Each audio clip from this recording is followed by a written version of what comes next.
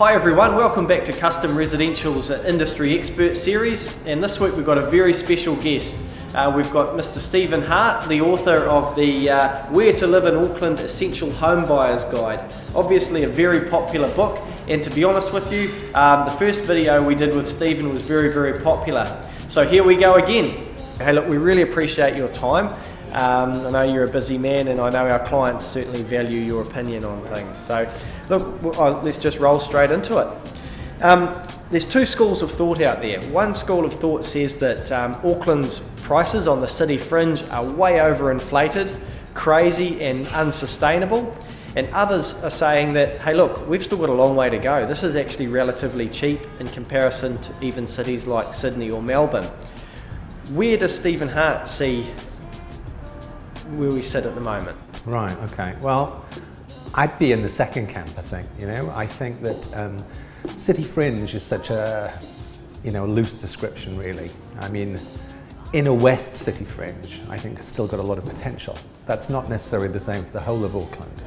But what we're going to see, I mean, if we think about inner west, and then we take an area like Lynn, for example, because they're all different, all of the different neighbourhoods, but what we're seeing with places like Lynn is they're morphing, they're actually changing in terms of their population profile. So they're appealing to a new potential buyer, if you like. So if you look at the population profile of Lynn, for example, according to the latest census, 13% of the people are Pacific peoples. That's going to change. If you look at Renew era, it's only 1%. So once Lynn comes into other people's sort of potential shopping areas or whatever as a place to live, then it changes. So if it's stuck at the same population profile, it probably is overpriced. But it's now up there, believe it or not, it'll be like Herne Bay, so it's becoming more established and attracting new buyers. So that means it gets another kick in terms of price appreciation potentially.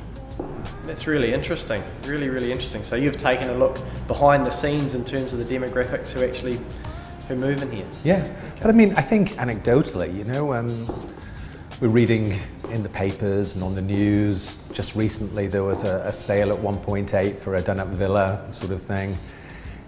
Lynn in particular is coming up on people's radar as somewhere that they perhaps didn't consider in the past, but now should.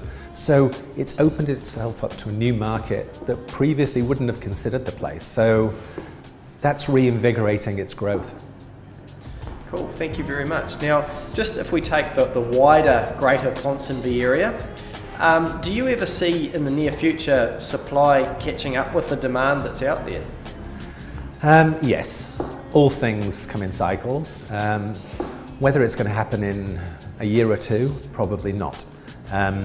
But once buyers and sellers, once we finally shake off this recession that's dogging us all, then buyers and sellers become more comfortable with taking on more debt and more comfortable and confident about the economy, and they're prepared to buy and sell more freely, then we will reach a sort of equilibrium. But it's probably at least 2 years away. Well, you have written a very popular and informative book, Helping Buyers. You're dealing with them on a daily basis. What's the mood of the buyers out there at the moment? They're frustrated. Frustrated because there's a shortage of listings, but also that just about everything is going for sale by auction. So the net result is inevitably they're losing out on a lot of auctions. And because they've paid for due diligence, building inspections, valuations, it's a very expensive process, and you've got to feel sorry for them because they're getting smacked in the pocket with the whole thing. So frustration, but what's the choice? They have to compete in the marketplace as it exists. Yes, and that big one, I know I always come away from an auction feeling, there's been 6 or 7 people interested who've done their homework and spent the money, and only one person secures the keys, and it is tough. Yeah, I think it's maybe it's a question for another occasion, the whole auction thing, but certainly during these times, I can understand buyers getting a bit despondent if they've lost out 2, 3, 4 times. Yeah, Absolutely.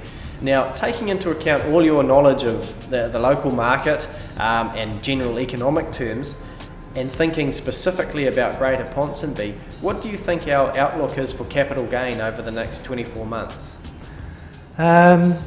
Good, generally. You know, there's a lot to basically recommend the place, and the basic characteristics haven't changed.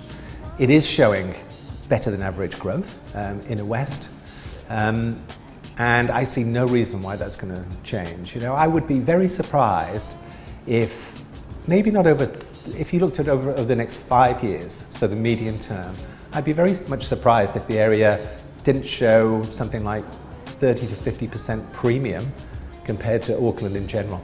Really? Yeah. Shivers, that's significant. Okay, that leads to my next question. Over the last 3 years, Ponsonby, we know, has basically been shown as recession-proof in terms of the property market.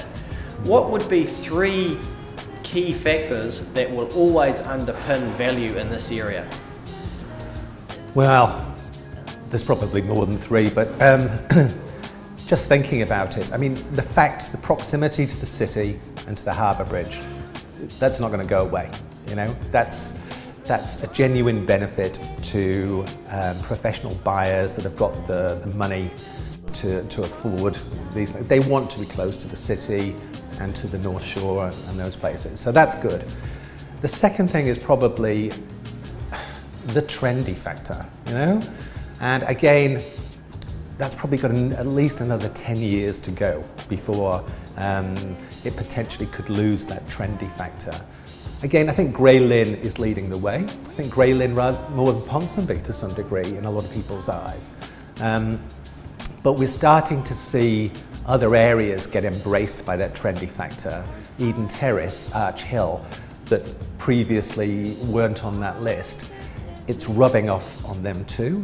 So they're all behaving differently, but the trendy factor and the fact that John Campbell and various other people, you know, live in the area, it's not going away. So that's probably the second point. And the third one, Kiwis' love affair with villas, especially renovated ones that have been opened up at the back, you know. And the inner west Grey Lynn area, just like Mount Eden, it's villa central, really. And people just dream about living in villas, you know. So it shows. So I think there are 3 points that basically reassure us that the market is going to continue growing well in this area. But I'm sure there are other ones. Hey, well, thank you very much, Stephen. I really appreciate your time. I think that was a really informative little session for our clients. And look, we're looking forward to next time.